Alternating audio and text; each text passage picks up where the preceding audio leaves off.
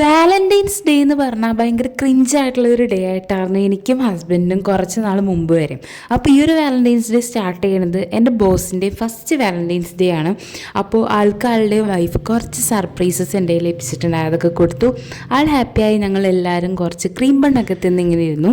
Evening ആയപ്പോൾ എൻ്റെ partner വന്നു. ഞങ്ങൾ നേരെ ഒരു ആപ്പിൾ ഷേക്കും കുടിച്ച് നേരെ മക്ഡൊണാൾഡ്സിലേക്ക് പോയി.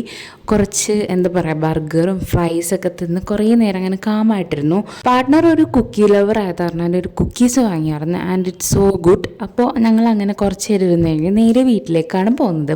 വീട്ടിൽ പോന്നു കഴിഞ്ഞപ്പോൾ ആൾ എന്നെ നേരത്തെ ഒരു 3-4 ദിവസം മുമ്പ് തന്നെ എനിക്ക് കുഞ്ഞൊരു ഗിഫ്റ്റൊക്കെ തന്ന് സർപ്രൈസ് ചെയ്തായിരുന്നു. അപ്പോൾ ആൾക്ക് വേണ്ടി ഞാൻ കുറച്ച് ക്യൂട്ട് ഐറ്റംസൊക്കെ വാങ്ങിയിട്ടുണ്ടായി. ഒരു ഇൻസ്റ്റാ പേജിൽ നിന്നാണ് വാങ്ങിയത്.